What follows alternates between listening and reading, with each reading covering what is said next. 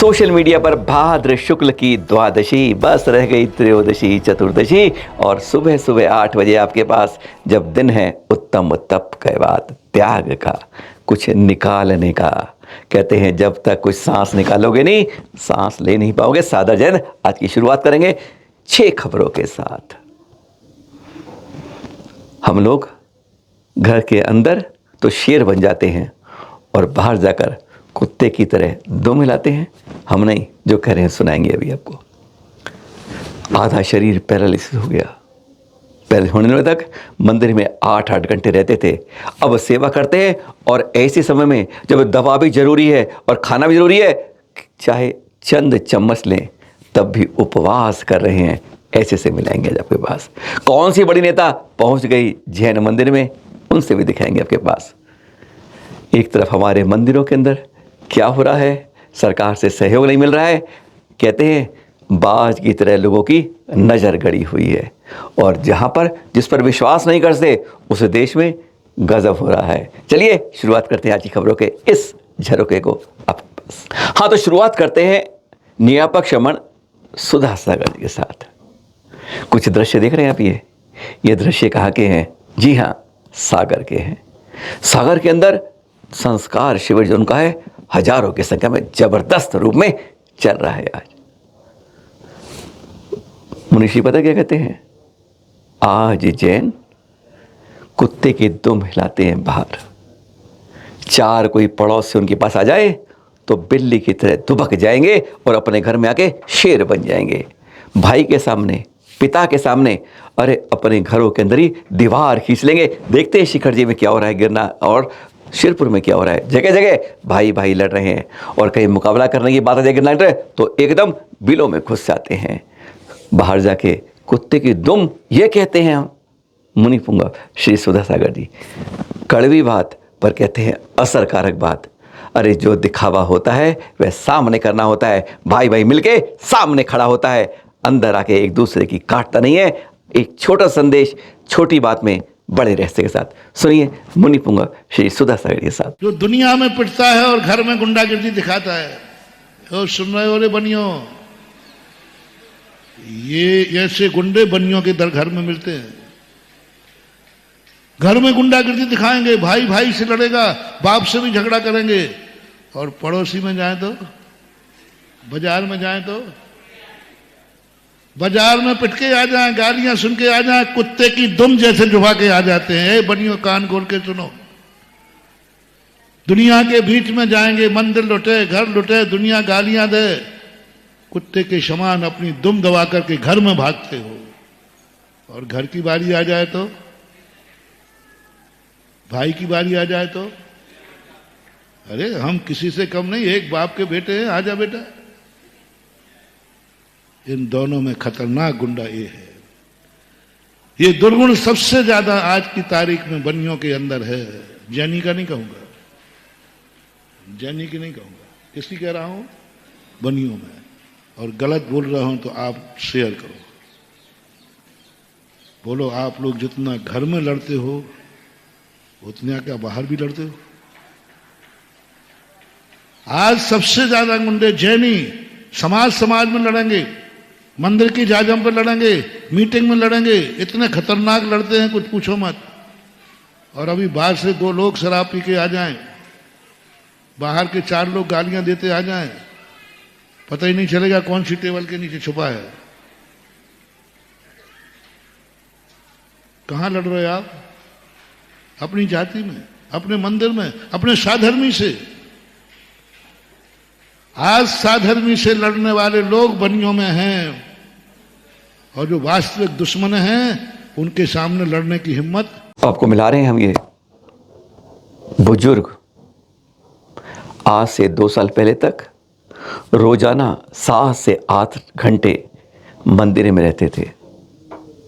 सारे धर्म के रूप में क्रियाएं करने वाले विमल चंद जैन, उम्र आज की तारीख में 78 वर्ष,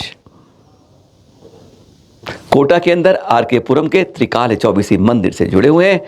हर समय साथ हर कोई जानता था ये बुजुर्ग दादा मंदिर में रहते हैं। पर वह दिन आया फिर 16 अगस्त 2022। अचानक तबीयत खराब हुई और दाईं तरफ का सारा अंग ब्रेन हेमरेज से पैरालिसिस में। कहते हैं वह तो शख्स के अंदर ऐसी कोई ताकत थी, कोई कर्मों का ऐसे पुण्य था जो कि ब्रेन हेमरेज के बाद भी जान बच गई थी। और उसके बाद आज के दिन आपको क्या दिखा रहे हैं, देखकर आप दांतों तले उंगली जरूर दबा जाएंगे। जिस तरह की इन्होंने अपनी फौलादी जज्मे को दिखा रखा है। इनको अब तक अनेकों संतों के, अभी कुछ दिनों के अंदर ही 21 संतों के आशीर्वाद मिल गए। जगह जगह से संत आते हैं आसपास से तो दर्शन मिल जाते हैं और कहीं कहीं से संदेश पहुंच रहे हैं, आशीर्वाद मिल रहे हैं कि दीर्घायु हो, शीघ्र स्वस्थ हो। आजकल उपवास कर रहे हैं, जी हाँ उपवास। और इन्हीं के साथ इन्होंने अभी आचार्य विष्णु सागर ने शिष्य, उन्होंने आके को उद्बोधन दिया। सुनेंगे आप जरा किस तरह से प्रेरणा दी कि अब जीवन को किस तरह से आपको संयमित करना है। सुन लीजिए आप उन गुरुवर के साथ कैसे मिलता है संबोधन इनको अपने पास। मानते हो, उनको ध्यान में रखो। तकलीफ तो है, समझते हैं हम, लेकिन इस तकलीफ से बड़ी तकलीफ अगर आपने भगवान को याद करोगे और उनका ध्यान करोगे, सब तकलीफें दूर हो जाएंगी। क्योंकि ये तकलीफें तो कुछ समय की हैं, इसके बाद अगली पर्याय जो है, हमें इस पर्याय तो ये हो गई है, अगली पर्याय को देखना है तो वो संभालनी है मेन चीज़। तो ऐसे में अभी जो भी डॉक्टर ने कहा हो या जैसा भी कहा हो नहीं पता हमें, लेकिन अब अंत समय पे धीरे धीरे करके सब चीज़ों का त्याग कर दो। रिश्तेदारों से फ़ोन पे बात करना, फ़ोन पे करना, ये सब बंद कर दो। नहीं करते। किसी से कुछ नहीं करना है, सिर्फ भगवान का भजन करो। धीरे धीरे करके एक एक चीज़ का त्याग कर दो और जितना हो सके बस ध्यान करो। नमोकार मंत्र, ज़्यादा नहीं, नमोकार मंत्र आप लोग पाठ सुनाओ, बाकी सब अच्छा होगा। कुछ नहीं करो, कोई घबराहट नहीं, कोई चिल्ला चोटी नहीं, कोई घबराने वाली। आप लोगों का पुण्य है कि ऐसे पुण्यात्मा जीव की आप लोगों को सेवा करने का मौका मिल रहा है। आप अपने पापों की, कर्मों की निर्जरा कर रहे हो और साथ में इनकी समाधि में, इनके उसमें आप माध्यम बन रहे हो। ठीक है, इस चीज़ के लिए ध्यान रखना। बाकी गुरुदेव ने भेजा है, आचार्य श्री ने, तो बहुत सेवा कर रही है महाराज जी, आशीर्वाद। घर में बहू आती है तो साक्षात लक्ष्मी आ जाती है। ये सारिका जैन, इनकी बहू 2 साल में जितनी सी सेवा की है ना, कहते हैं 2 साल की उनकी उम्र बढ़ा दी और उम्र बढ़ाती जा रही है। पीठ एकदम, क्योंकि उठ नहीं सकते हैं, चल नहीं सकते हैं, करवटें रहते हैं, तो पीठ सारी एकदम छलनी हो गई थी। रोज इस तरह बेटे पारसमणि, सब जानते हैं पत्रकार हैं, वह भी सेवा में लगे हुए हैं और दिन रात की सेवा। बहू सुबह 6 बजे शुरू करती है सेवा करनी, 2 बजे तक सेवा करती रहती है। साथ में सारे कार्यक्रम बाद विनय पाठ पढ़ाना, भक्तामर पढ़ाना, तत्वार्थ सूत्र पढ़ाना, मेरी भावना पढ़ाना, आलोचना पाठ पढ़ाना, सब पढ़ा के जब ये शांत छवि कहते हैं, नहलाना धुलाना तैयार करना, यानी दिन के रोज की चर्या में 8 घंटे तो सुबह के यूं ही निकाल देती है। ऐसी बहू जिसको मिलती है, कहते हैं परिवार दिन। और यह जब पर्यूषण चल रहे हैं, आज भी मन आधा जब शीतल है, दिमाग काम नहीं कर रहा है, तब भी मानो पर्यूषण है, मुझे तो इस समय एक आसन करना है, चंद चम्मच खिचड़ी लेनी है और कुछ नहीं लेना है। और उसमें भी हर दूसरे दिन उपवास कर लेते हैं। देख रहे हैं आप विमल चंद जी को, आज इसलिए दिखा रहे हैं कि आज 30, 40, 20 साल की युवा उपवास और यह नहीं कर पाती पर्यूषण में, और यह लगातार आज इनको 8 दिन हो गए इस तरह से रहते हुए। बीपी की दवा रोज लेनी है, दिन में 2 बार लेनी है, नहीं ले रहे हैं, पर्यूषण में नहीं लूंगा, ऐसे संकल्प, जबकि शरीर काम करने को नहीं है तैयार, हर समय रहती है बीमारी, असहनीय दर्द रहता है, पीड़ा रहती है, तब भी निर्मल परिणाम रहते हैं। ये सचमुच कहते हैं कौन से संस्कार थे जो आज भी इनके अंदर दिख जाते हैं। आज यह दिखा रहे हैं इसलिए कि ऐसे ऐसे जज्बे भी 78 साल के होने के बाद भी, जब आधा शरीर नहीं, एक कदम करवट नहीं बच सकते, हिल नहीं सकते, उठाकर नहलाते हैं, धुलाते हैं, हर क्रिया कराते हैं और सभी कुछ करवाना पड़ता है आवश्यक क्रियाओं के साथ सब कुछ। और तब भी अंदर मन में ही ऐसा विश्वास, उमंग, धन्य होते हैं जब ऐसे ऐसे। और उसके बाद अब क्या भावना पाई है वह बताएंगे आपको। वह भावना तक नित पा लेते हैं, वैराग्य भावना, समाधि मरण भावना सोचिए। हाँ, आपसे कहा था ना, एक नेता पहुंच गया जैन मंदिर में, देख रहे हैं आप, ये प्रियंका गांधी जी पहुंच गई। हाँ, पीछे देख रहे हैं आप, ये शायद दिग्विजय जी, सुरजेवाला जी भी हैं साथ में। हाँ, जब कोई नेता इस तरीके से जो ऊपर की सीढ़ी पर होता है, जब पहुंचता है तो लगता है चलो हमारे धर्म के अंदर भी कोई देखने वाला तो है, समझने वाला तो है, कभी कोई तकलीफ होगी पहुंच जाएंगे। ये चित्र देख रहे हैं आप, आंखों से आंसू नहीं निकल पाएंगे। ये हैं महाराष्ट्र के थानापड़ा जिले के त्र्यंबकेश्वर तीर्थ मंदिर है ना, लोकप्रिय मंदिर है, उसके पास के इस जर्जर हो रहे या जर्जर हो गए दिगंबर जैन तीर्थ के, बहुत प्राचीन तीर्थ है, आपको दिख रहा होगा। चित्र अपने आप सुझाते हैं कि ये 700-800 साल पुराना प्राचीन तीर्थ आज किस अवस्था में है। हम तीर्थ संरक्षण की बात करते हैं, कमेटियों को जगाते हैं, जाग जाओ भाई। महाराष्ट्र की जो कमेटियां हैं, जो स्थानीय कमेटियां हैं, वह उसकी व्यवस्था तो देखो हम, और फिर जिम्मेदारी तीर्थ क्षेत्र कमेटी पर आए। कई बार कह चुके हैं कि तीर्थ क्षेत्र कमेटी जुड़िए, जोड़िए, अपनी एकता का परिचय दीजिए। जब हम एक होंगे तब हम तीर्थ क्षेत्र कमेटी पर वजूद में कह पाएंगे और वह मजबूत हो पाएगी। हम जुड़ते नहीं हैं, हम मांग करते हैं, अपने कर्तव्य निभाते। ये देख रहे हैं यह तीर्थ किस हालत में है, किस तरह पहुंच रहा है। अरे कोई तो सुध लो, अपने नए तीर्थ जब बनाते हो, एक प्राचीन तीर्थ को गोद लेने का जरूर संकल्प करो, तभी हम अपने तीर्थों को बचा पाएंगे। नहीं तो जो आज बना रहे हैं कल पुराना होके इसी स्थिति में आएगा और हम पुकार करते रह जाएंगे, कोई सामने नहीं आएगा। अब बाकी खबरें सुनते हैं, पर पहले उससे पहले आज के पर्व की बात करते हैं। उत्तम त्याग। प्रकृति सिखाती है बगैर त्याग करे कुछ नहीं होगा। ध्यान रखना, जब पेट हल्का होगा तभी कुछ ग्रहण होगा, नहीं तो कुछ नहीं खा पाओगे, रसगुल्ला भी नहीं। अरे अरे आज ऐसी बातें कर रहे हैं, तब के दिनों में, उपवास के दिनों में त्याग की बात करें। प्रकृति सिखाती है जब किसी सांस को ग्रहण करोगे ना आप, तो पहले सांस को छोड़ना पड़ेगा। वह सांस किसी और के काम आएगी, वृक्षों के नाम आएगी, उनके आएगी जो तुम्हें ऑक्सीजन देंगे और तुम उसे ग्रहण करोगे। कितना बड़ा प्रकृति का लेन देन है। वह जमीन की नदियों से, समुद्र से पानी को वाष्प के रूप में ग्रहण करती है, ऊपर पहुंचाती है, बूंदों के रूप में उसे बादलों ग्रहण करती है और बादल भरियों को छोड़ते हैं। यह क्रिया प्रकृति सिखाती है कि त्याग करे बगैर कुछ नहीं मिलता है।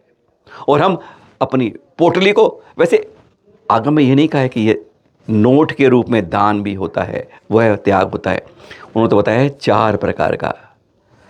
संतों को, त्यागियों को आप आहार दीजिए, भोजन कराइए, उनको शास्त्र रूपी स्वाध्याय के उपकरण दीजिए, अभय के रूप में उनकी वैयावृत्ति कीजिए, सुरक्षा के रूप में आहार विहार कराइए, निहार कराइए, ये आपकी जिम्मेदारी है। और इसी तरह अभय देने के बाद कभी कभी जरूरत पड़ती है तो उन्हें उन्हीं के रूप, उसी रूप में आहार देते हैं, वही उनकी औषधि होती है। ये 4 दान थे शास्त्र में दिए, अभय, औषध, शास्त्र और साथ में आहार, ये 4 दान दिए थे। पर हम बात कर रहे हैं सामान्य रूप से। आप एक 10 रुपये किसी भिखारी को सड़क पर देते हैं, चौराहे पर देते हैं, तो आप सोचते हैं बहुत कुछ दान दे दिया मैंने। नहीं, आपने सोचा 10 रुपये कहाँ जाएंगे, वो शाम को नशे के अंदर गंदी बात में करेगा, समझ लीजिए उसका जो पाप है वो आपके हिस्से में आ गया। और 10 रुपये आपने किसी तीर्थ की सुरक्षा में, मंदिर की सुरक्षा में, तीर्थ में, मंदिर में, दुर्लभ में दिया, तो वह कहीं पुण्य में जुड़ेगा। अपने दान को देखिए, दान की परिभाषा क्या होती है, क्योंकि हमारे साथ त्याग के साथ यह दान भी जुड़ जाता है। पर हम क्या कह रहे हैं, पर हाँ, आज की पहले माला की बात कर लें। क्या मंत्र जाप करना चाहिए? ओम रीम क्लीम श्री उत्तम त्याग धर्मंगाय नमः। इसकी एक माला करनी होती है, एक बार फिर सुन लीजिएगा। ओम रीम क्लीम श्रीम उत्तम त्याग धर्मंगाय नमः। ओम रीम क्लीम श्रीम उत्तम त्याग धर्मंगाय नमः। ओम रीम क्लीम श्रीम उत्तम त्याग धर्मंगाय नमः।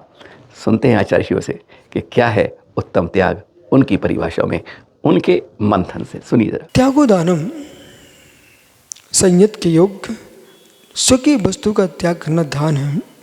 औषध, शास्त्र, अभय, आहार, ये 4 प्रकार का दान जिनागम में वर्णित है।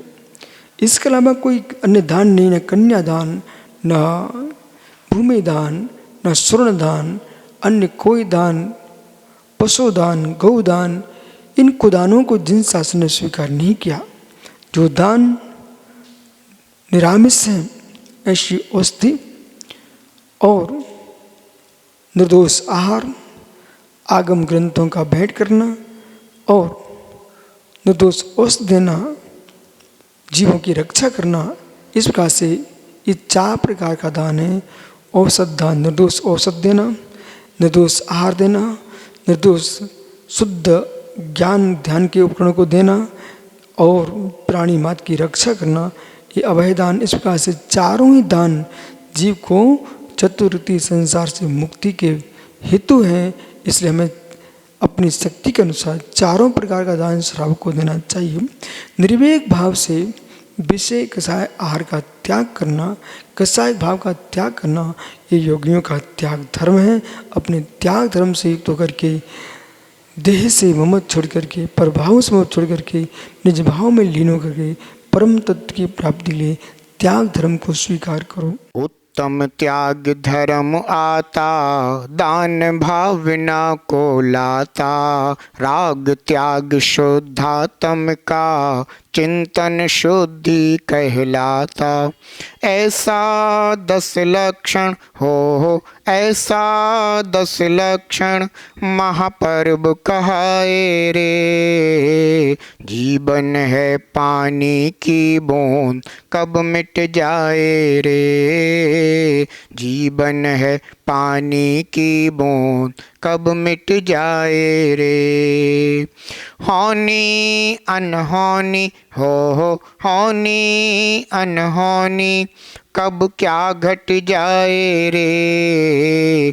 जीवन है पानी की बूंद कब मिट जाए रे। जीवन है पानी की बूंद कब मिट जाए रे। जय दुजनागम पंथो, अनादि अनिधन जिनागम पंथ जयवंत हो। त्याग की शोभा आचार विचार पक्ष की शुद्धता पर आधारित है। जैन धर्म आचार विचार की शुद्धता पर जोर देता है। आज घरों में आचार शुद्धि नहीं है, ना धर्म से प्रयोजन है, ना स्वास्थ्य से। पिज्जा, बर्गर, चाउमीन, मोमोज, जो भोजन दफनाने के योग्य है उसे खाने योग्य माना जा रहा है। बच्चे ऐसा फूड खाकर फूलते जा रहे हैं, अनेक बीमारियों के शिकार बन रहे हैं, क्योंकि इनमें कीटनाशक केमिकल्स की भरमार है। साथ ही यह सड़ा गला भोजन मानसिक रोगी भी बना रहा है। जैन धर्म के उत्तम त्याग धर्म को अपनाओ। त्याग धर्म देता है उत्तम स्वास्थ्य, त्याग धर्म देता है उत्तम विचार, त्याग धर्म देता है उत्तम चिंतन, त्याग धर्म देता है उत्तम ज्ञान, त्याग धर्म देता है उत्तम संस्कृति। आचार पक्ष कमजोर होने के कारण जैनों का विचार पक्ष भी दयनीय हो गया है। जैन धर्म की प्राचीनता को प्रमाणित करते जैन त्रिक्षेत्र आज सुरक्षित नहीं। जैन समाज को अखिल भारतीय त्रिक्षेत्र कमेटी के लिए आर्थिक रूप से भी सशक्त करना होगा। आपका त्याग दान के रूप में तीर्थ रक्षा के लिए समर्पित हो, यह वास्तविक त्याग होगा। उत्तम त्याग धर्म को अपनाएं। तीर्थ रक्षा, स्वास्थ्य रक्षा, आत्मरक्षा का संकल्प जगाएं। जीवन को त्याग क्या है? त्याग मात्र भोजन छोड़ना त्याग नहीं है। अपने अंदर की विषय वासना का, राग देश का, बुरे विचारों का त्याग करना भी त्याग होता है। बल्कि भोजन का त्याग तो हर कोई कर सकता है, लेकिन अंदर के बुरे विचारों का, अंदर की विषय कसायों का, अंदर के उपजते हुए राग देश का, इनका जो त्याग करता है वही महान बनता है। त्याग ही इंसान को महान बनाता है। चाहे वह भोजन का त्याग हो, चाहे विचारों का त्याग हो, चाहे संकल्प विकल्पों का त्याग हो। आप कहते ना कि मैंने तो महाराज इस सब चीज़ का त्याग कर दिया। अरे त्याग किसका करना है? जिसको तुमने ग्रहण कर रखा है, वस्तु को तुमने ग्रहण कर ही नहीं रखा है। ग्रहण कर रखा है तो अंतरंग के अंदर कसाए, राग देश, विषय, इनको ग्रहण कर रखा है। वस्तु तो आपने पहनी ही नहीं है। जो वस्तु पहनी नहीं है उसका त्याग क्या कर दिया? जो कपड़े पहने नहीं उनका त्याग क्या कर दिया? जो वस्तु खाई नहीं उसका क्या त्याग कर दिया? जो आपके अंदर विद्यमान है, जो आपके जीवन को विकसित नहीं कर रही है, जो आपके जीवन को समस्याओं को ला रही है, उसका त्याग करो ना। लोगों से बुरा बोलना छोड़ दो, यही बड़ा त्याग होगा। लोगों के बारे में गलत विचार करना छोड़ दो, यही त्याग होगा। जीवन में त्याग को स्थान दें। जो जितना जितना त्याग करता है वह उतना उतना ऊपर उठता है, और जो जितना जितना ग्रहण करता है वह ऊपर नहीं जाता, बल्कि ऊपर चला जाए तो भी गंदला हो जाता है। आपने देखा बादल जब भाप को ग्रहण करता है तो काला हो जाता है और छोड़ देता है तो फिर स्वच्छ हो जाता है। इसलिए ग्रहण करने की जगह त्याग करने को स्थान दें और त्याग ग्रहण करने के साथ में त्याग भी करने का प्रयास करें। ये कुछ समय पहले अखबार में खबर छपी थी, पड़ोसी जिसे हम दुश्मन मानते हैं, आंखों को नहीं सुहाता है, उसके नाम में पाकिस्तान कहलाते हैं, पर वहाँ पर देख के हैरान हो जाते हैं कि वहाँ पर 40 जैन मंदिरों का जीर्णोद्धार करा है सरकार द्वारा। तो इसलिए लगता है कहीं ना कहीं सोच में कहीं गलत है। कोई व्यक्ति गलत नहीं होता है, कोई व्यक्ति पूरा सही नहीं होता है, बस हमारा नज़रिया कैसा होता है। लाहौर के अंदर इन्होंने 70 लाख रुपए एक मंदिर में जीर्णोद्धार कर दिए। 40 जैन मंदिरों का जीर्ण, विशेषकर 1992 जब बाबरी कांड हुआ था तब के उस समय जैन मंदिर निशाने बने थे, कोई कसूर नहीं था, और दीवारों पर गिरने पर बदलने पर यह कांड हुए। 40 जैन मंदिर जहाँ कोई जैन नहीं है, कोई व्यवस्था नहीं है, वहाँ पर ऐसे कुछ मुस्लिम भाई हैं जो उसकी व्यवस्थाओं को देख रहे हैं। अधिकांश में वैसे सब प्रतिमाएं नहीं हैं, या तो यहाँ भारत में आ गई हैं या अब वहाँ पर नहीं है। यह मानने की बात है कि कई मंदिरों को उन्होंने मदरसों में और जगहों में बदल भी दिया है, कईयों ने निजी कर्ज कर लिए हैं, लेकिन तब भी यह बात है कि 40 मंदिरों का जीर्णोद्धार उस जगह हो रहा है जहाँ उस समाज का कोई व्यक्ति नहीं है।